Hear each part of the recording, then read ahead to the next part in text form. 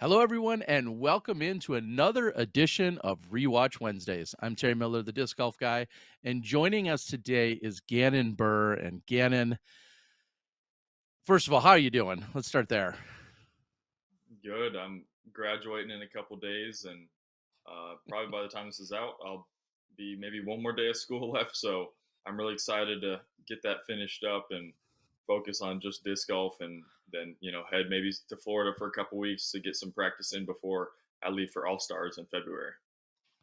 Wow. And through the magic of the internet, time travel, and all the other fancy things, we're going to be able to take a little look back to what was now just a couple months ago to the USDGC, the 2022 USDGC. Certainly a career defining moment for you, and what could be one of many moments that we look forward to in your very bright young career that you have going so far. And just to clarify right off the bat, you come into this event at what age? 17.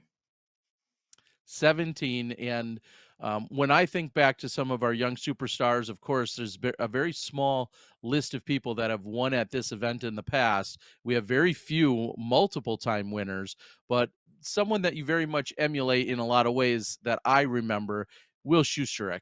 2010, 2012, 2014, taking it down in all those years. When a comparison is made between you and Will, with whether it's age or form or product.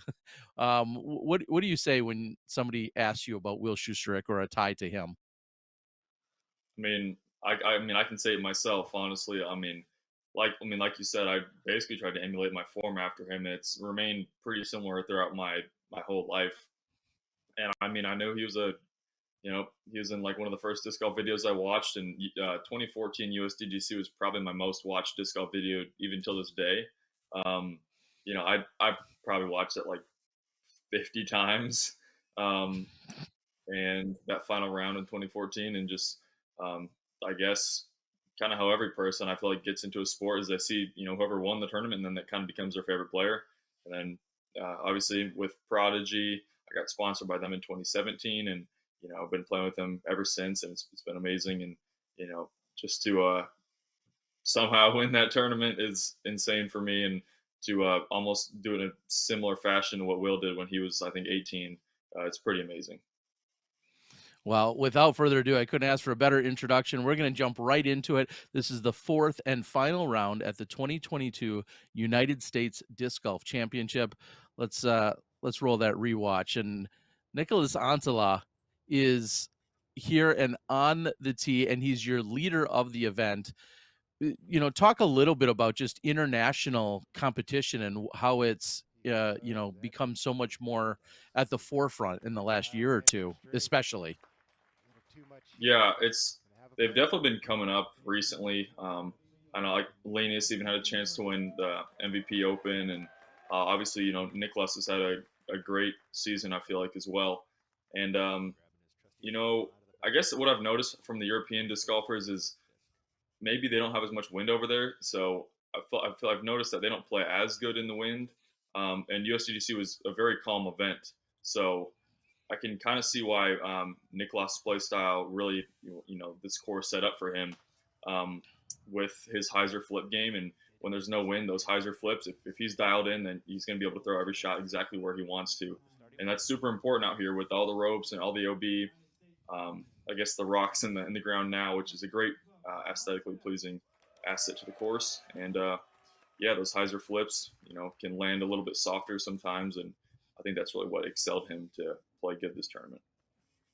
Well, and then a couple of additional superstars and legends of the game, of course, that you're joining the card with. Paul McBeth, who has obviously won this event in the past. Calvin Heimberg still hunting down his first major. Uh, what is it like stepping onto this very first tee, knowing this is the shortest hole you're going to play today? What's it like stepping onto this very first tee pad? Well, all I know is I don't think I haven't birdied it yet in my USDGC career. I played in 2021. It didn't birdie a single round. I think I might have played it one over par actually. A lot of people know I'm trash at short shots and especially nose up shots. So I'm actually going with an A2 here. to basically make the disc go nose up for me because it's so overstable. So when it starts to fade, it gets a little more nose up. In previous rounds, I was throwing more of a straight shot. I take that back. I birdied it once in 2021, but that was with a forehand putter actually because I was scared of the Mando actually in 2021. So I ended up throwing a putter forehand. Um, honestly, my honest opinion I was feeling coming into this round is that Calvin and Paul, I mean even Nicklaus would pull away and I'd just be playing for like third or something like that. And especially after that first drive, I'm like, no one really had a great drive. We're all outside 40 feet. Um, and stepping up to this putt, I mean, first three rounds, first two of the first three rounds, I was literally under the log because I can't throw nose up. And I was putting from the same spot, almost made it one of the rounds. So I just kind of corrected off of that. And I guess just threw it up there, high right with my PA3 and letting it fade in. And that was a good one to start the round. And I honestly thought I missed that a little bit right, but PA3's got that nice hook at the end, which I like it for longer putts because it's pretty consistent in the wind as well. I was feeling really good at this point. Well, yeah, we're gonna take a look at it. Sometimes, like a 15 or 20 footer gives you just a little bit of confidence to be like, okay, hole one is done, let's move on. But what a boost that's got to give you to can one from that log and be like, all right, we're gonna get things started right away, and we got to see what the rest of the guys can do. But that's got to feel really good, especially when on a hole like you said, you typically struggle on. Do you feel Yeah, like you'll ever change up your game plan there, or in 2023, do you already know what you're gonna do? I think I'm probably gonna throw that flex shot again. I just unless I get really good at throwing nose up, I play with obviously everyone knows I play with Alden a lot, and Alden's like Mhm. one of the best players on tour at that soft, floaty nose up putter. And like literally every time we talk on the phone, he just makes fun of me for not being able to throw nose up. and it's just kind of a funny thing we always joke about. But you see Nicolas hitting a nice 40 footer, dropping that in. Um, and then when I kind of air this one and barely hit the top, I was actually feeling pretty good. And when I saw Calvin almost miss the Mando, I actually kind of got pretty fortunate. He hit the Mando sign, so it's a flat surface. It didn't really try to bounce left. If that would have been just the tree, I think he would have missed the Mando. But you can kind of see even Calvin's nerves there a little bit, which gave me a little bit of hope, I guess. If when I almost had none. Yeah, and the fact that, like you said, you didn't necessarily come in with a ton of confidence, and then on the very first hole, you hit a big putt, and then two of the guys on the card don't even birdie. I mean, that just has to be a little bit of momentum for you right off the bat. Yeah, for sure. And one thing on this drive, I'm not sure if you guys caught that, but I use my chalk bag. People know me for using my chalk bag to check the wind. But we had a left to right wind here, maybe a little bit head left to right. And it wasn't as bad at the tee box as I think it was up halfway at the fairway. I mean, I'm not sure if it shows the other two players, but, we actually all four burned them in the ground and turned them over too much. And I honestly thought I parked mine out of my hand. Nice hyzer flipping up, and I thought I was just going to ride that flat line, and then it kind of like flipped over, and I haven't seen one disc not hit that fence and come back in bounds. That fence seems to just round one I did the same thing. Round one I actually like missed every gap by a million feet and kicked in bounds, and I think we might see Calvin do the same thing here. Well, and I have to ask, this you don't have necessarily a long history with playing USDGC, but this is the first time we've seen a significant change to hole 2 in the way that it's laid out this year. Is this something you like, or does it not matter to you? What are your thoughts on how this hole lines up compared to, or how it plays compared to previous years? I'm not a huge fan of it. It's definitely like I think one issue we have in disc golf right now is a lot of holes are too hard in a way. I think this one's a Okay. touch too hard, um, just with the low ceiling. I mean, I know it didn't have many birdies, and actually the next hole also had the same issue. Only like 7 birdies for the whole weekend. Um, I personally like the old hole. I did play the old hole, and I thought it was a perfect par four. You throw two good shots. It's still very scary. There's definitely room for error with the parking lot on the left on that second shot. Um, but I think maybe going back to that old hole would be my personal preference. But maybe there were some players that like that. I know some players like to have a harder course, but for me, I like to have a course that's more fair and more scoreable. Well, I'll go ahead and say it as we're watching your long attempt hit off just off the top from about 70. Your thought process seems to align with UDisc. I just double checked. It said it played as the fourth most difficult hole on the course. It averaged 3.22, and so for a 400-foot par three to have people playing it over par is definitely tells you like that. That seems unique, Yeah, that there's not more birdies, and it's for all the yeah, reasons you described. But yeah, fourth most difficult on the hole, definitely not a gimme. And maybe some people thought hole two previously was too easy to get the three on it. I'm not sure what Harold and crew were thinking, but yeah, you know, they at least were trying something different this year. We'll see what they do yeah. in 2023. I guess at least for me, maybe it's like I don't like a hole that doesn't have much score separation. Like, I mean, that hole Sure. had a bunch of pars, not many birdies, and not too many bogeys. So there's just not much score separation. So it's almost like, in my mind, a waste of a hole, a waste of an Sure. opportunity. Where with a hole that is more like, okay, you'll see, 33% birdies, 33% bogeys, and 33% pars. You're having a little bit more score swings. That's why some slightly difficult island holes are good for that. It makes you focus a little bit more. Um, this hole in particular is probably the worst hole in the course in terms of that. Like I said, it's not even like it's not even that hard to par. Like it's a pretty easy par. It's almost impossible to birdie unless you hit like a 100 footer. That was a basically perfect drive, and I threw that pretty dang good. And um, I was really happy about that shot. It's really hard. You can't really tell. This tee pad is really hard to run up on because you want to start even further right than that, off the back of right of the box. And these little leaves on the left side of the tee box really get in the way. And that was an absolute smash there from Calvin. That's prime time position, setting up for a roller or a forehand shot. Yeah, and coming into this hole during the fourth and final round, there had only been something like 6 or 7 birdies all week coming into this. There were, 4 during the second round, just 1 during the third round. That was Barry Schultz. So as you're saying, this hole played as the most difficult. It averaged something like 4.36, and there's a ton of pars. So needless to say, bonus birdie is, this would be the definition and then some, in terms of actually being able to go out and card a three here. Yeah, that shot actually from Nicholas was a little scary with the Mando rule that was in play for 2022. I'm not sure what it's going to be like for 2023, but if you cross back on if you go through the Mando and you cross back through the Mando, it's actually a missed Mando. So he Yeah.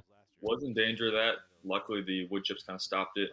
Um, Here I'm going with my X1, really overstable disc, and that's why I got that flare skip. And I mean, that's basically as good as you can throw the shot. That's as close as I've seen anybody, unless there was an insane roller, which Niklas is really good at as well. He's really known for that kind of just start the disc out flat, let it hit on its angle, and it'll quick turn.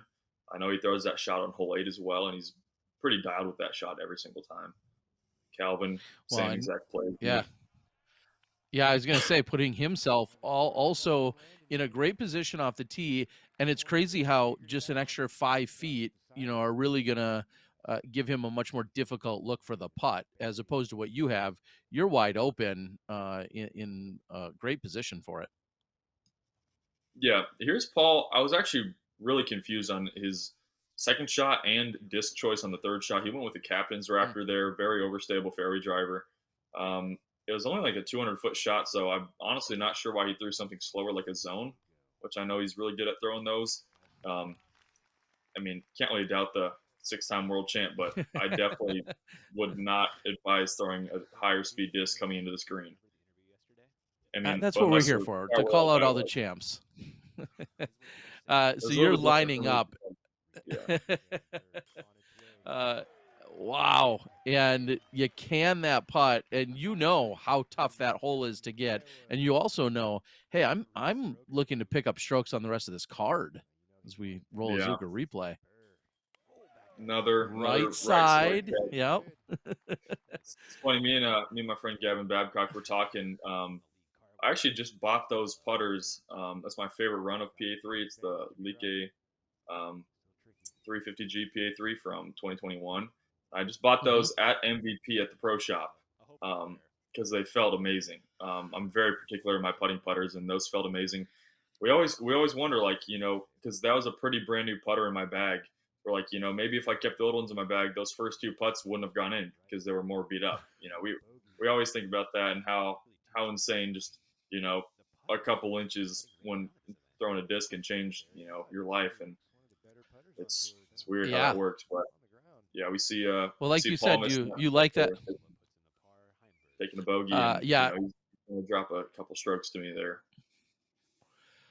Crazy to think you're going to pick up two on him on this one hole. Not necessarily a place where you would have expected it. Like you said, you kind of anticipate par being the most common result here. So the fact that not only did he bogey, but you birdied, I mean, that feels like a double bonus. Yeah, for sure. And honestly, at this point, what comes into play in a lot of these players' minds, especially mine, is what the momentum's doing and how you're setting the tone for the rest of the card. Me hitting those couple big putts and even on hole two, almost making that putt, it kind of lets them know that I want to be in charge and I want to keep pushing. And then the second I released this shot with my FX4, I knew it was parked pretty much. I mean, I throw it a lot of spin, so it went a little deep. But with the way I was putting and feeling, I kind of already counted that. And going off first on tee box, and this gap is so much tighter in person. As you can see there, that wasn't even that far off, and now it's a par. And I bogeyed this one of the rounds as well. So kind of just seeing like, okay, Paul's already I think four back of me now, three or four back, and then he just saw me park it, and then that adds so much pressure on this hole. And when USDGC, time runs out quick. You're already halfway through the course sometimes, and if you're a couple strokes back, you're not feeling that great. And I really just wanted to make a statement early. Yeah, and sometimes it's hard to make that charge because we all know that when you're pressing on this course, you can very easily slide out of bounds. A few inches here and there can add up the strokes that much quicker than some of the other courses. So pressing is not the place you want to be when you're trying to close out here. And I just have to say, you birdied this hole, which brings you to 3 down in the first 4 holes, one of which being a very much a bonus. I look back and I see in round 3, through those same 4 holes, you were 2 over.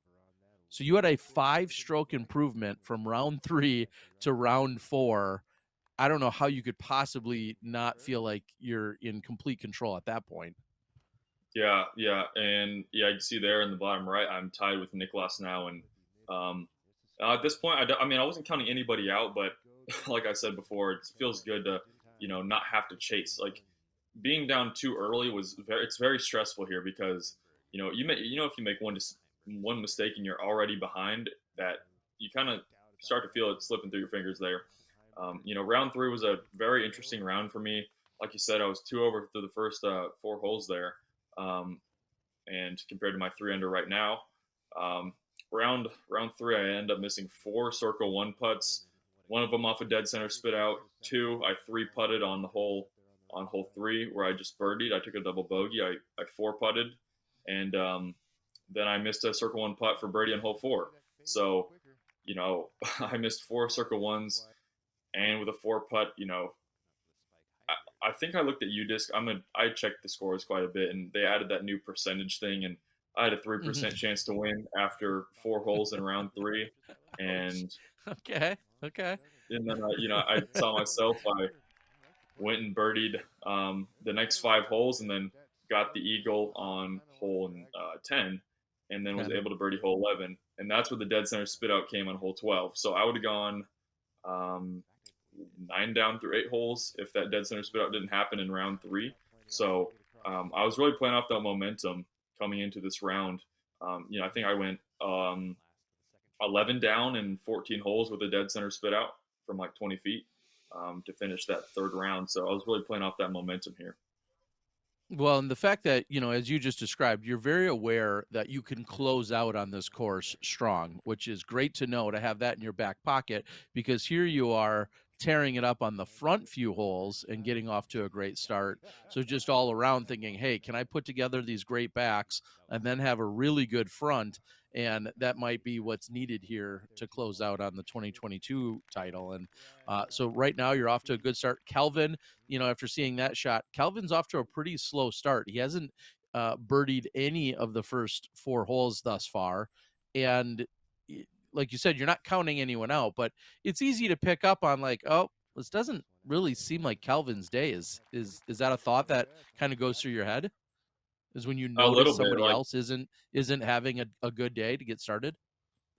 yeah, like, I mean, especially when Nicklaus just literally put this thing under the basket. It was such an amazing shot. I believe with his PD. Um, that was a little stressful for me, but after seeing Paul and Calvin both be outside 40 feet, Paul's like 50 feet. That's a death putt. I mean, obviously he's McBeast, so he can Mhm. make those putts. But here I am lining up. This is the closest I've ever been to the pin after 2 shots. You see, I go with this very high spiking line. Traditionally, I would throw an A2 with the range I ranged it at, but I didn't want to lose my A2 because I knew that was my money maker on a lot of the other holes, and I did have a backup FX2 in the bag. So that was an FX2, threw it nice and high. I believe it was a left to right wind. Yes. Here we see Paul just dead center. Then I got a little bit scared. I'm like, oh crap, Paul's close. Um, but yeah, so I threw that FX2 confidently, knew the wind would kind of smack it down, and rolled right up to about 22 feet.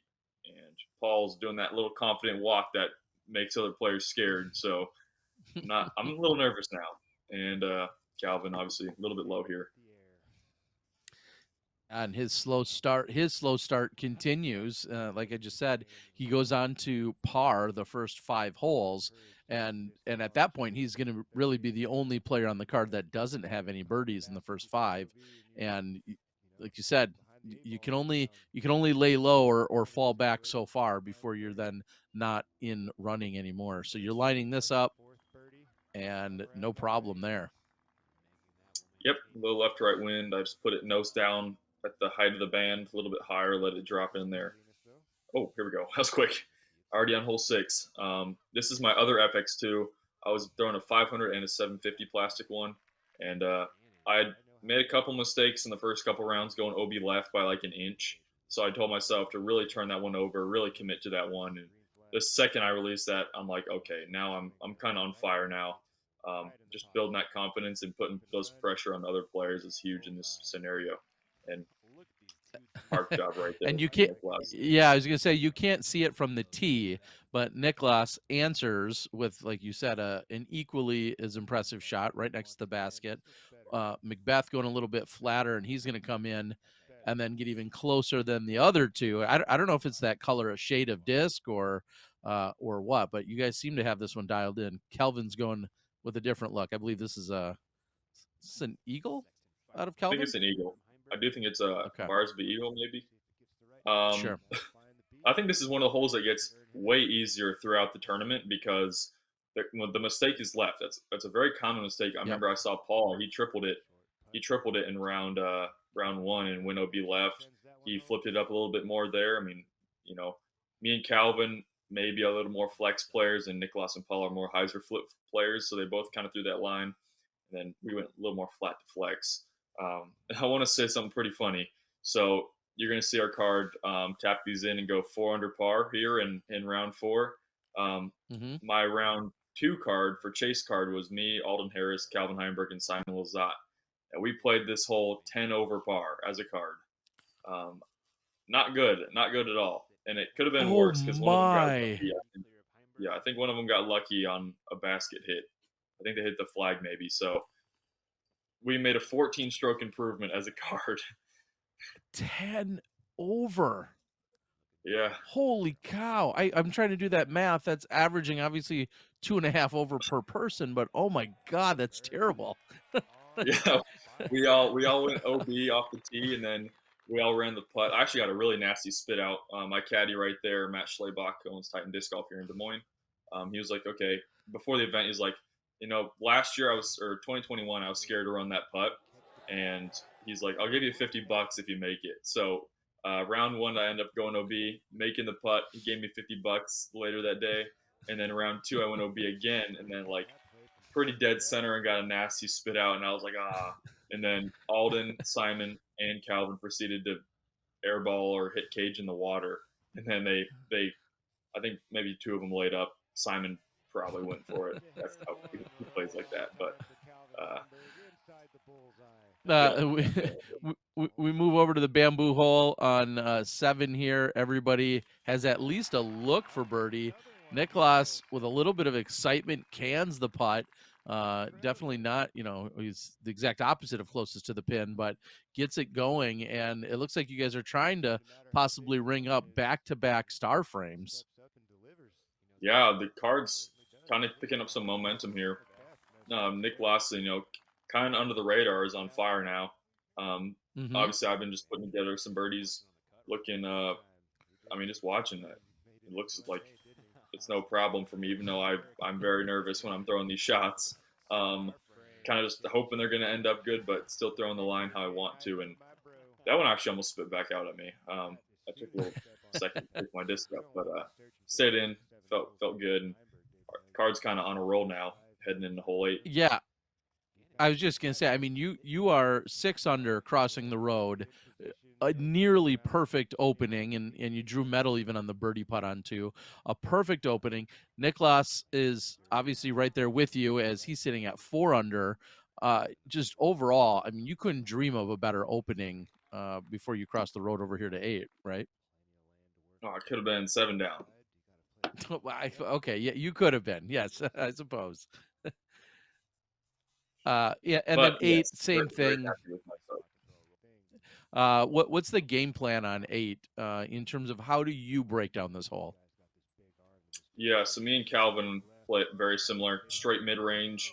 I can throw mid range 400 feet comfortably where I want to. Those are probably about 380 maybe. Um, not throwing too hard. Here's this roller I was talking about, flat release, turns over, and Mm-hmm. he parks it every time. But yeah, I used to throw the forehand, but with the way I was throwing that green M1 that I got from David Greenwell, I was just feeling really good. That's dead straight for me, and it holds any angle I put it on while also not being understable at all. Like it's not overstable, it's not understable. It's just a good disc in general. Um, and that sets me up for this forehand that I had been throwing amazing first couple rounds. I was 3 under on this hole coming into it. I birdied it every round, and feeling good coming onto the shot. And Shank City. I mean, I guess it wasn't that far off, but um, that's an X1. Super overstable disc. I think it was the angle was right. I didn't start it off far enough left, and a little disappointing. I'm like, I can't have a 18 down now. So Well, that was my question when you said shank. I'm thinking, was that an early release, or was that just not the angle that you wanted to put it on? And lining that up. I mean, it looked good out of your hand, but it obviously was tracking right off the bat. yeah, it just never started off far enough left. Perfect line. This is a really weird shot because I'm like right at the Mando or a little bit behind or in front of it, something like that. And it's a really weird shot because there is a forehand line, but it like skips up the hill and that tends to roll away. Hmm. And I'm throwing over the baseball field. I can't see the basket. This could be a nightmare if I like flip over this putt. And the slope is super severe. I mean, it's really bad. So I'm really trying to match the angle of my disc. So I'm actually trying to have it fade left down the hill, but just give myself a somewhat close putt was the goal here. But yeah, very tricky shot. Yeah, I was just gonna say an awkward, just overall awkward place to be, and we don't see a lot of players land in that exact spot, and certainly not a place you probably practice from. No, no. Yeah, That's you were that's trying one to thing that avoid it. definitely helps me. One thing definitely helps me is my scrambling ability. I think I was second best scrambler on tour for 2022 behind Ricky. I mean, Ricky's always number one. It feels like, um, but that really helps me in those where I haven't been in them before, but I'm able to throw the right shot. And I also have one of the top 5 lowest bogey rates on tour, so I think I'm able to save par a lot of the time. And with my being number one Circle 2 regular season putter, I'm able to kind of save pars or birdies from kind of anywhere. It feels like sometimes, especially if I'm on, I'm feeling pretty good.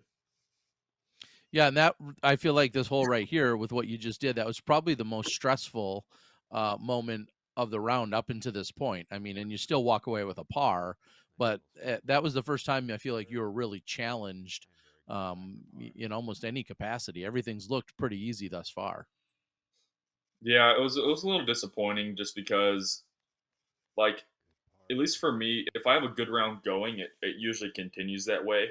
Um, Mm, just because like I don't know, it's hard to explain. Like I play bad under certain kinds of pressure, and one of those pressures I don't play great under is you're having a not great round, and it's hard to get birdies. I tend to like I never really blow up. I didn't have any rounds under 1,000 rated, or my worst finish was 25th place in 2022, and I have the lowest average place of anyone on the pro tour. Um, mm. so I'm able to like maintain a solid round, but sometimes it's hard to get birdies, and that's what you have to do to win these tournaments is get a lot of birdies.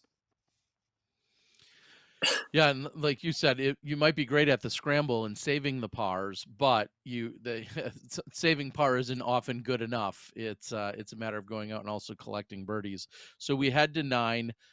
We've seen these trees that were literally put up, just a few days before the tournament to create the obstacle. And this looks like a stock shot for you. And really, I mean, is this hole nearly as difficult for you as it is for any of the other players out there? It looks so easy for you.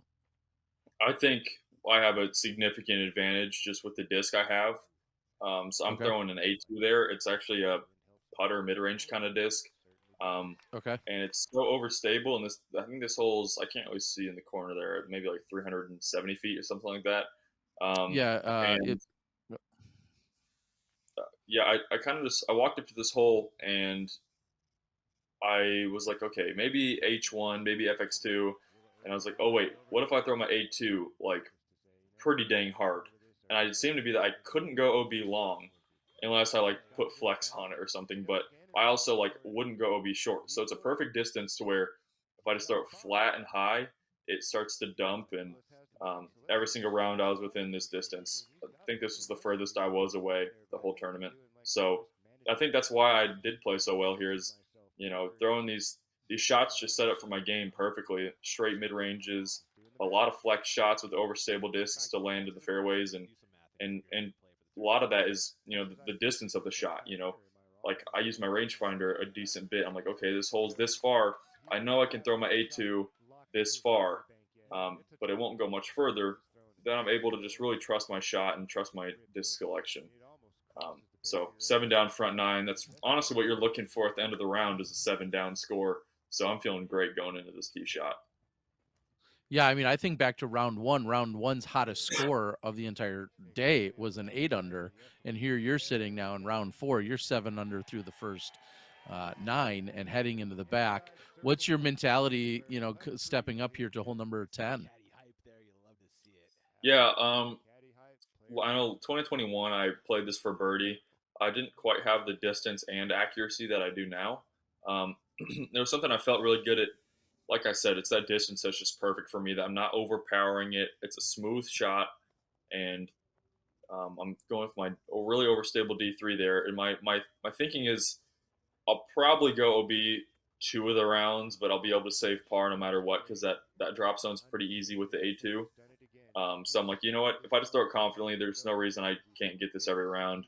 I missed it one round by like a foot. Other than that, I put it in bounds the other 3 rounds. So, um, and my favorite part about the shot that I throw is everyone thinks I shank it because it always goes really far right, but it's a really overstable disc, and that's what fits my game really well. It's easy to just kind of stall it up there, and once it gets to that peak of its flight, it starts to come back left. And this is a hole that feels like it's normally kind of set up for Kelvin Heimberg's style of throw. And he does shank this one hard to the right, and it does not come back in bounds. And even though he finally got a little momentum going in the last 3 or 4 holes, now he's going to be faced with the out of bounds and heading to the drop zone. Yeah, and at this point, seeing Paul and Calvin go OB, I was kind of thinking, even if they do save par, it's almost over for them because I mean, Nicholas, I 100% is assume he's going to get a birdie. He's so consistent at Hmm. that kind of a shot. And Paul, and Calvin, like they're just far enough back where I think if we keep playing the way we are, well, one of us is going to win. And I have no idea what was going through Calvin's head there. I'm not sure if he thought if he like grabbed the wrong disc, like maybe he was trying to grab his Toro, which is something that I think he would throw usually. I think he Hmm. grabbed his AVR X3 and was super beat up. And I had been playing with him, I think, three of the rounds, or I played with him 3 rounds in this tournament. And he kept like having a bad release with that disc, flipping it over. Hmm. And I don't understand the game plan going right at it when you have all that room to swing something overstable and trust it. So at that point, I know Calvin's taking a double at best, and that right then puts him out of it. No matter what he does, I mean, there's no chance both of us are going to mess up it bad enough to throw this tournament away. And Nicholas goes just a bit deep on his shot. Are you surprised to see him go with his strategy as opposed to going after it? No, because I don't know if Niklas has that distance comfortably. I think he'd have to Okay. throw it pretty hard, and just kind of like with the way that Niklas throws the disc. He It's really hard to explain, but it's his form doesn't set up too well for just ripping a shot. It's more about placement, which is a big reason Yep. why he's done so well here. Um, so I think he's very in tune to his game plan, and that's why he performs so consistently at these courses with high demand shots. Is because he's able to throw what he wants, play his own game plan, and let other people make mistakes. Well, and we saw your eagle putt that you converted on. You're then what, 9 down through 10. And at that point, do you then start thinking, wait, is there another eagle available out here? Can I still shoot 18? I mean, do you start thinking about that, or is it just all about the chess match between you and Nicholas at that point? At that point, I was like, okay, I can probably shoot like a 14 or a 15. Um, Okay. I knew 18 wasn't really in it unless I ace something. There's not really any eagles coming up that are gettable. I knew Okay. hole 12 was a hole that I was kind of conflicted on. 2021 USDGC, I was through a round and a half. I was doing really well, and coming into hole 18, my whole card was kind of tied for the lead. We were on like fourth card too, but we were all kind of smoking the course, and that's where me and Andrew Marley, I went 7, and he went 8 on hole 12 Hmm. coming up. So that's a hole that I honestly wasn't sure what to do, but like Caddy just told me to commit. So, but here we're on hole 11, going with that same really overstable D3, and I knew this was a foot too high out of my hand to where it'd stall enough to barely roll in the hazard there. That was a little scary because this can spiral really quick where you get up to your shot, you're now throwing 3, and that green's pretty dang tight where if you throw another bad shot and you're in the hazard again, you're putting for bogey from most likely outside the circle. So, um, it really just depends on what Nicholas is able to do on this hole after he saw me go OB.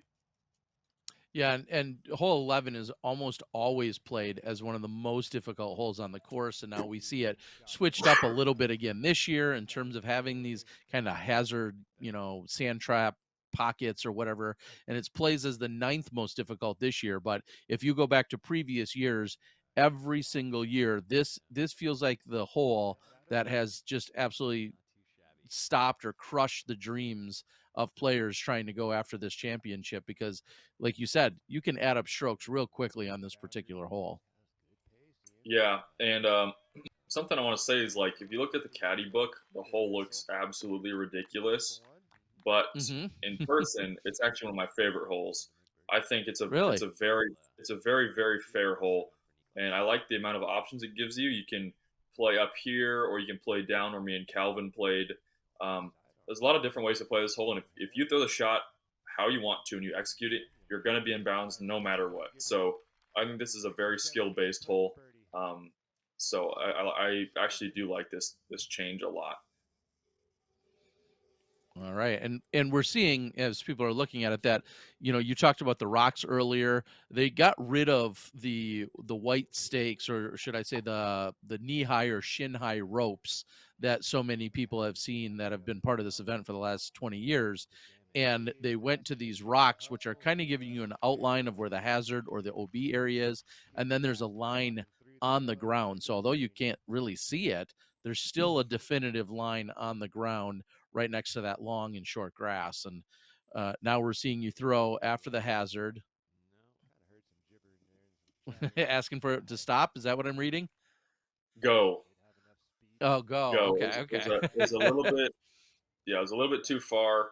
That was my 8-2 once again, my go-to disc. And one thing that's scary about the rocks is although they do look very professional, I actually did really like the change with the rocks, um, and the different levels of the grass. You can really see like where the OB's at. Where in years past the grass is all the same, and it's a lot better Sure. for the viewers too. I know people like that just to watch. Um, but I almost hit that rock there. That's Paul's walking in front of, down to the right. Um, and I know round two, hole 18, I hit one of the rocks up on the high right side of the green that kept me OB and potentially cost me 2 strokes. Um, so, I mean, it's definitely something you got to think about when you're coming in low to a green because those rocks do come into play a little bit. Yeah, and I think one the argument that some have made is the rocks, have all their great advantages. One of the disadvantages in once you do hit one is you're not going to get a uniform reaction. Like if you hit a stick in the ground or should I say a little flag marker, you're always going to kind of get the same reaction. When you hit a rock, it could kick right, it could kick left, it could get then pop itself up and roll. It's just not a uniform reaction every single time you hit it. And I think that would be one of the minor criticisms to having the rock as opposed to something that's got more of a cylindrical shape to it. Yeah, yeah. I mean, there's until we find a perfect way to line these fairways, um, you know, Exactly. these are fine in my mind. Just just don't throw a terrible shot and you'll be fine. But like even that one was close. Exactly. Um, but kind of lost my thought. Oh, I remember watching a player on hole 9. I'm a player that like I just enjoy the sport itself. So like I mean I go like I'll wake up in my bed like the morning of like round 2 and I'll go watch round 1 coverage just because I'm bored. Hmm. Like I mean I know a lot of the pros don't do that, but I'm still a kid at heart and I just love watching disc golf. I mean I watch all these small disc golf YouTube channels just because I'm bored. Um, and I'm just out here playing, having fun. But one of the shots I watched a player throw on hole 9, coming in on a spike hyzer, hit a rock and rolled like 80 feet back in the OB. Same thing happened to Austin Hannum on my card, round 1. So can be brutal if you hit them.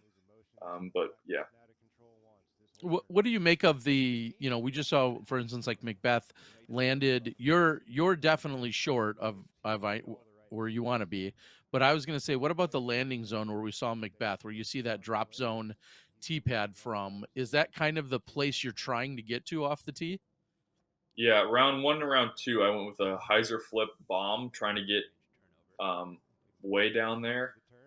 Didn't work. Threw it in the hazard one of the rounds, um, and was able to save my bogey. But I kind of have, like I said, bad memories from this hole.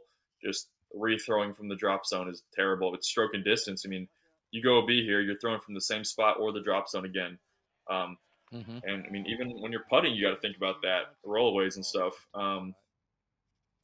So I mean, I actually was looking, not on this shot, but my last shot at the hyzer around everything on the right. Very Yep, up and risky. over. Yep. Um, and I'm like, yeah, just don't be stupid. So I went through that M1 again, and here I am throwing my A2 about 190 feet. It says there. And this is not easy. I mean, it may look like a relatively wide open routine shot, but you've got OB everywhere. It kind of is a peninsula green.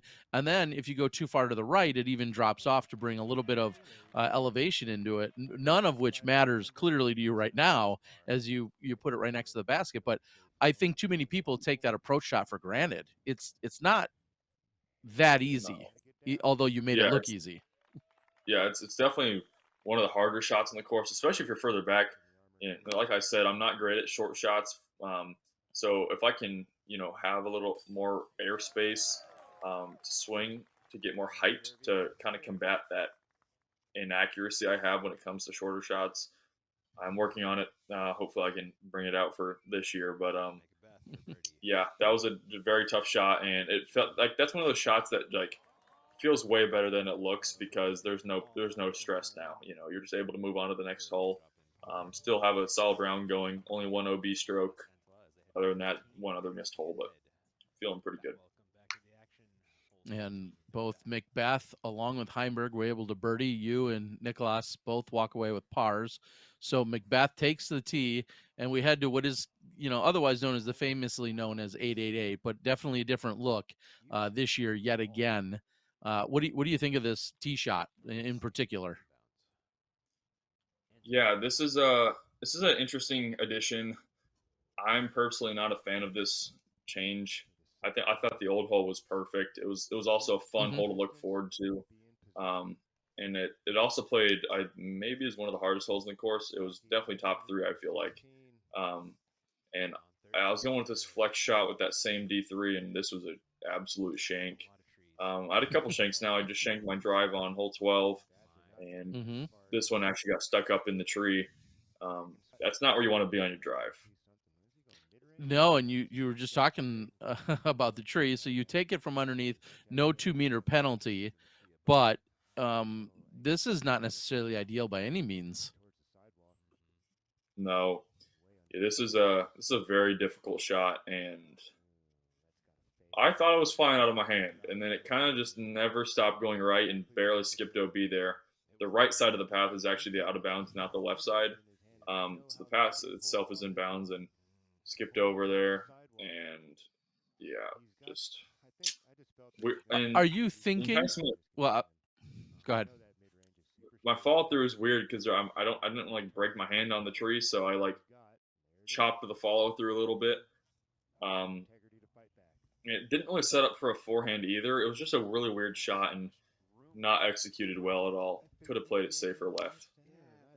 Yeah, and we saw that you exactly that. It looks like you kind of short armed the follow through because you were worried about possibly your hand then following into the tree. So you come off the pars on both 11 and 12. Here you are, shank tee shot out of bounds.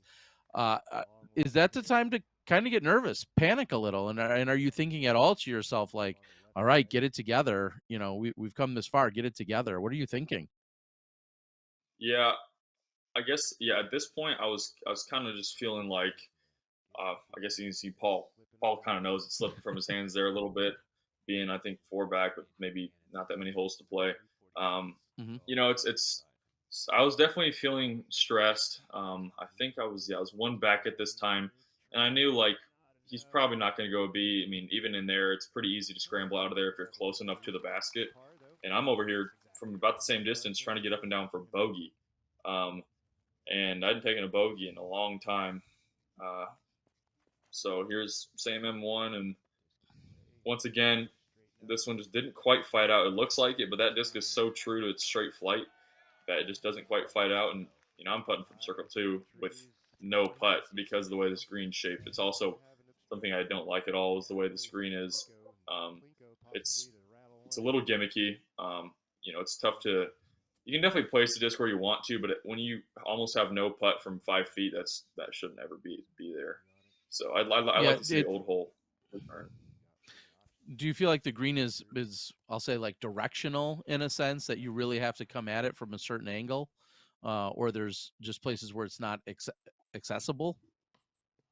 Yeah, I mean, like right here, I had to putt on like a bunch of hyzer to squeak it through a gap, and Eric's tapping in for double bogey. I was around three or something like that. I was a little bit further right than I am now, and I was 5 feet away and had almost no putt.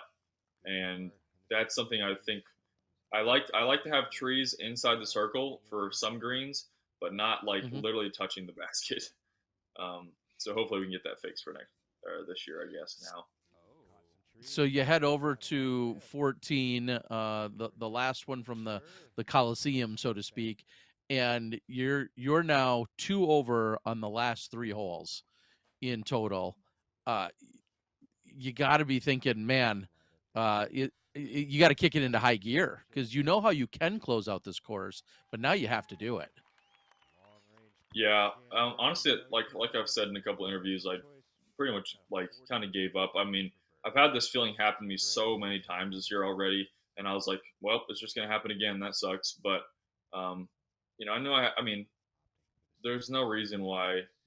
Like, I mean, I thought he was gonna get up and down here, um, and Mhm. he put it about. I mean, basically tap in range, and I'm like 55 feet with a death putt, and most likely I don't make this. Um, and you Uh, know, is there any thought of not going for it? no, no. Every part of me is like, Okay. you're gonna run this no matter what. And boom, right in the center of the basket. That felt really good. Maybe put a little bit of pressure on. I knew I'd be, only two back with, a lot of holes left, so I was feeling a little bit better. Funny story, I actually left that disc that I threw on hole 13 in the tree, and that was the disc I was going to throw for the shot. So I had to throw a different driver on this hole. Wasn't as overstable. That's why I didn't quite get across the path. It's a really cool angle right there. And you can tell if I airball that, I'm out of bounds, and then I basically lose at that point. And the camera And almost didn't even then get it. Yeah, camera almost didn't even get it because he kind of rushed it a little bit. And at that point, I'm like, wait, now I'm only one back. That's where I was last hole, and just like that, I have a really good chance to win.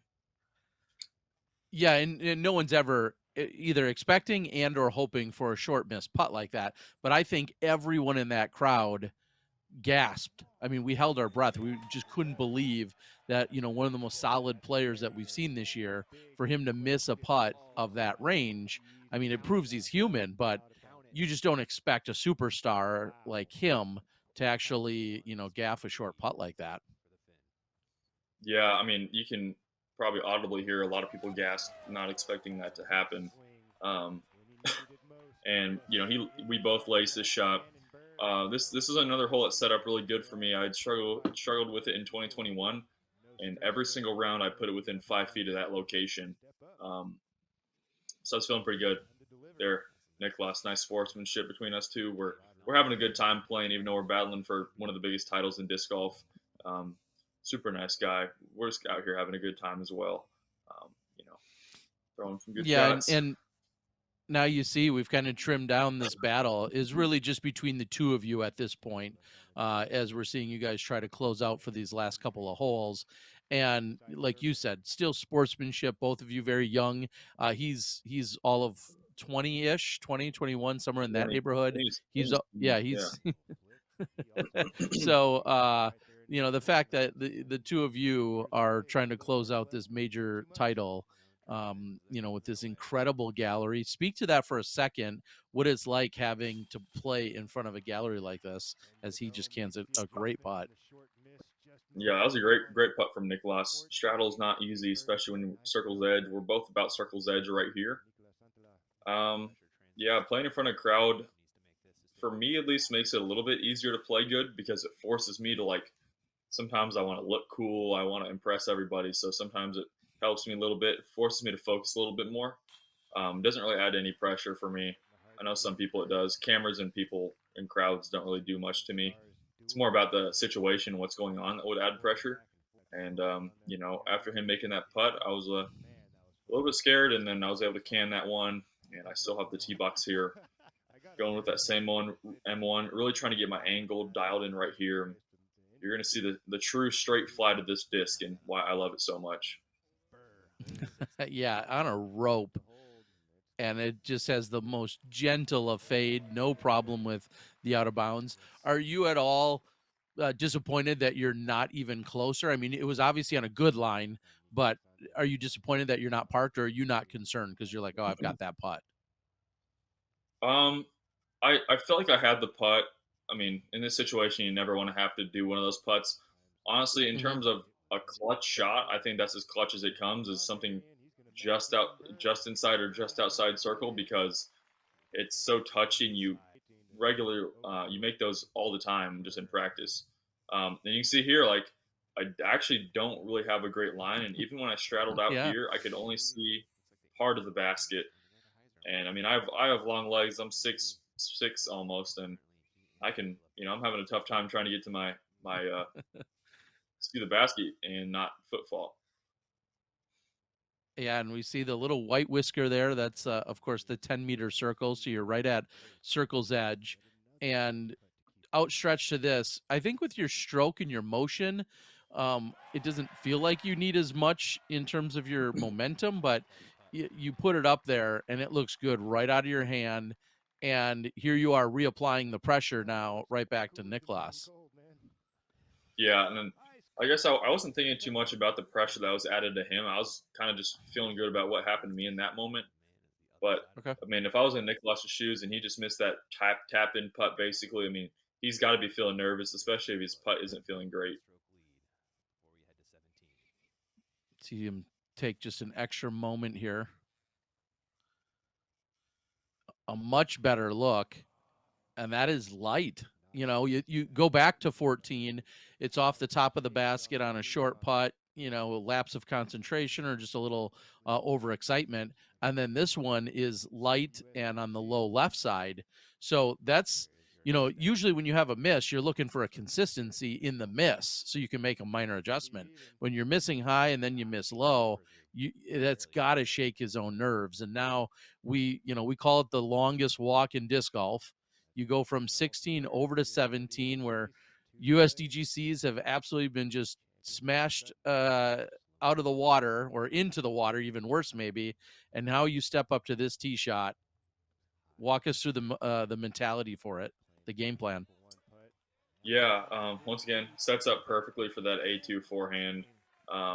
When I was doing practice shots, I probably threw about 25, and only one went out of bounds. So I was feeling really good. I threw backhand, forehand, putter, driver, mid range. I threw everything, and only one of my practice shots went out of bounds. So I was feeling great. All right. So 17, maybe not nearly as daunting for you as it is for so many others, but both of you on the green. And of course, that's the number one focus. You almost don't even care where it is, I feel like. If it's on the green, that's where you need to be. And now look at this Yeah, putt from way deep. Death right behind it. yeah, since about What are you 60 thinking? feet. Yeah, just well, I gotta say something. I I look over to the right for like half a second. I'm not sure if it already happened or not. Right there. So some guy at the end of the pond said 30 seconds, and when I was putting, and my friend Silas Schultz was standing right next to the guy, and he was like, "What are you doing?" So the guy screamed 30 seconds on the other side of the pond when I'm trying to putt. So I looked over and I heard it. I canned it. And I'm obviously working on my time. I think I did a lot better this tournament, except for a couple maybe high pressure scenarios. But that was I I don't know. The situation was so weird. Like I didn't even feel like I needed to make the putt. I think that's why it went in. Is because like I felt like no matter what, as long as I'm within one or tied or up one, I'll be fine going into 18. I have a chance. So I wasn't even thinking about Yeah. making it. And the second I made that, I was like, okay, that's sick. And then I can't imagine the pressure this putt had, and obviously he swings it wide on a third missed putt in I think 5 holes, and this is the first kind of emotion we've seen from Nicholas, and he's very level headed, and he's definitely flustered here. You can definitely tell, having that 3 stroke lead, being down 4 holes later. I mean, it's crazy how quick things can happen, and this is another very scary tee shot. It's a lot more slope than people think.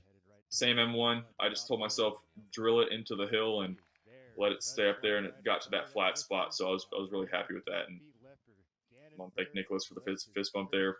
Great competitor, and it's always fun to have a more laid back vibe on the card when we're just enjoying ourselves out there. Well, and it looked like you knew right out of your hand. You did exactly what you wanted to do on the tee shot. That it was good. It was where you wanted to be. Nicholas gets a little rollout now, so crucial that he has to go before you. And some people will say, "Well, I like to go first. I like to apply the pressure. I like to react. Whatever the case might be." But to me, you're watching it, and it's crucial who goes first in this case because if he throws it out of bounds or does something crazy, you can be safer. You can react accordingly. So whether you're thinking about that or not, I'm not sure, but I know the rest of the gallery is thinking, "Oh man, who's going to rise to the occasion, or who might slip up and make it easier for the other person." and Yeah. good friends right there hanging out, watching the action. Of course, right up there by the scoring tent. I mean, the intensity and this the vibe and everything else that's taking place out on site. I feel like it's almost unmatched anywhere else. This is as big as it gets as we're trying to close out 2023 or 2022. And probably in Yeah. 2023 it will be as well. Yeah, this is a great battle we have going, and it's just been so exciting. Um, there's so many different ways you can think about this scenario. I mean, you can think like, Nicholas can go first, put the pressure on, but what if I was Mhm. further back, I went first and parked it, then it's over anyway. You can look at it a lot of Sure. different ways. Personally, I definitely want to go second myself, just to see what Yep. happens. And I was, I was just angry when I heard the cheers here because I've been so close so many times, and I could just envision myself messing this shot up, and then I lose just like that. So I was like, I remember just like hoping and praying, like, please, I don't want to have to make a cool shot here to win. Like, I just want to lay out for par, give me the win, get me out of here. I mean, I remember telling my dad, my friends in the morning, like, I just want this day to be over. I don't even want to play because I'm so just mentally drained. And after this week, I mean, I was just physically exhausted, mentally exhausted. So much stress and pressure on every shot. But same A2. After round two, and I hit that rock, I went back with my whole bag and threw it a bunch of times from this exact location, knowing exactly what I needed to throw. I ended up birding it in round three from this spot, so feeling pretty good.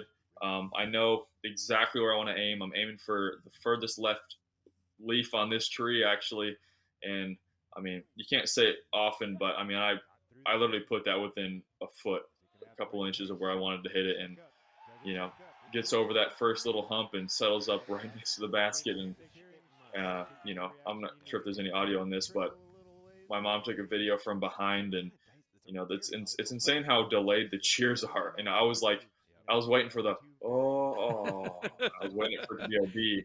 And when I heard it, everyone just go crazy. I'm like, okay, I'm in bounds, but I'm not sure how close I am. And then you might be able to see me here in a little bit. I walk up to my friends, Alden, Gavin, and Isaac, and I'm like, how far is it? Like, I need to know because I don't want to have to make a putt. You see here, I say like, let's go, or yes, yes. Okay, and you probably see the cheers right about here. I knew it was good. So that felt good. What a nerve-wracking moment to wait for the gallery's reaction because you can't see, like you said, just how close you are to the pin.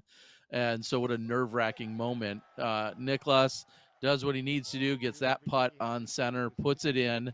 Of course, we're going to see the rest of the guys make sure they get tapped out to give you your moment. And you're stepping up. Uh, and there it is. Crowned Yeah, United States champion. Matt Schlabach jumps in there, rightfully so, your caddy, and one of your biggest fans and supporters throughout all these years. And now your dad. What a yeah. My moment. yeah, my dad only went to two tournaments. He went to Texas State's and then USDGC. Not a bad winning percentage, and of course your mom. Uh, we saw all the awesome posts throughout the week about bringing you there in years earlier to be a spectator. Then you're there as a competitor, and now here you are as a champion.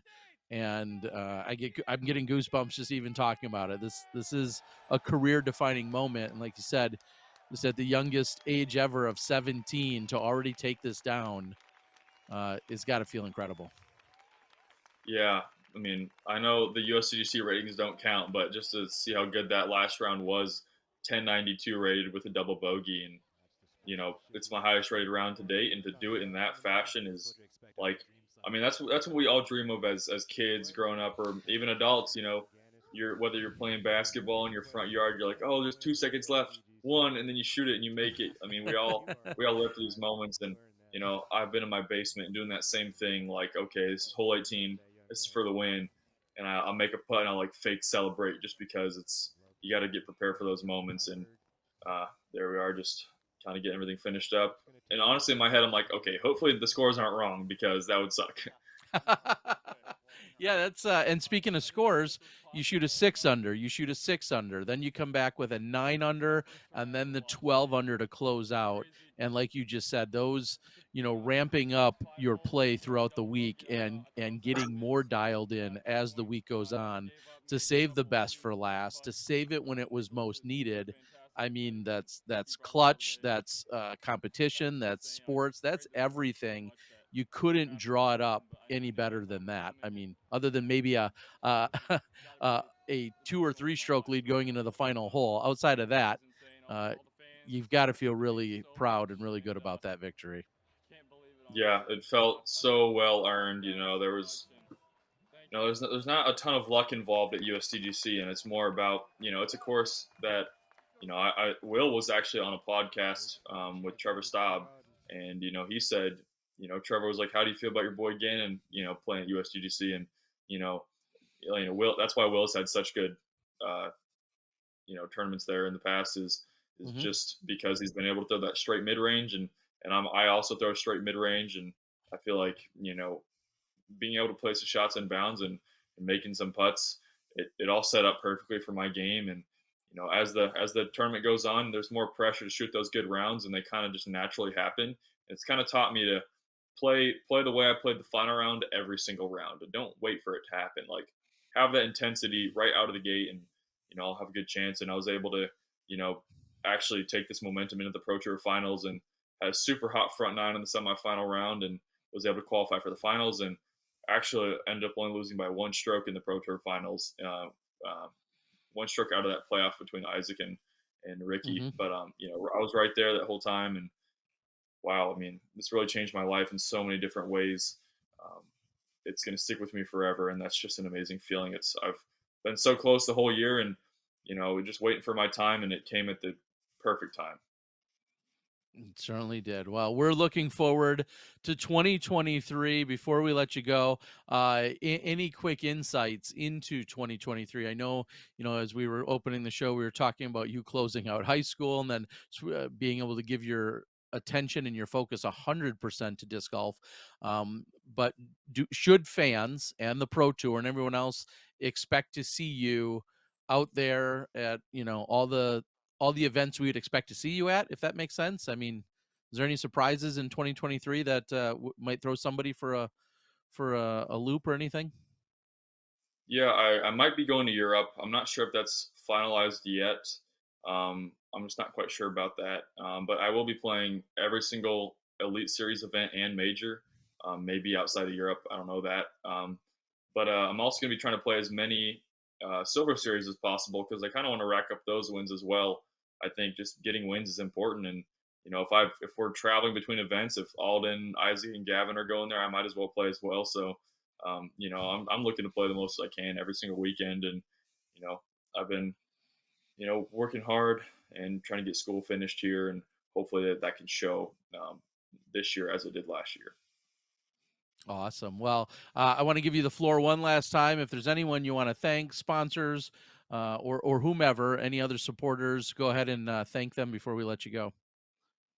Yeah, I want to thank Prodigy Disc, Titan Disc Golf, Wander Disc Golf, Disc Dot, and the Disc Barn, my sponsors. And thank you to my mom for always believing in me and supporting me. Thanks to my dad for kind of sticking with me when at the beginning of my disc golf career, we'd go out and play fun rounds when I like very first started. And then my mom continued to take me to these I've been playing Ledgestone since like 2016, but I was playing in the rec division and then intermediate and then advanced. So, even when I wasn't making money, my mom was there to support me. And, I'm just so blessed to be able to have this as a career and have my dream be my job. It's that dream that we all, want to wake up to every day, and I can. And that's just so amazing for me. And I'm so thankful for it. Well, it has been incredible. It was not only an incredible event, but obviously an incredible season overall. We know that your ceiling is as high as we've seen any of our competitors, and we're looking forward to when you got that full focus into disc golf. You're going to be done with high school. Looking forward to what you can do in 2023. So, with that, everyone, that is another edition of ReWatch Wednesdays right here on the Disc Golf Network. Gannon, thanks for joining. I'm Terry Miller, the disc golf guy. We'll see you on the course.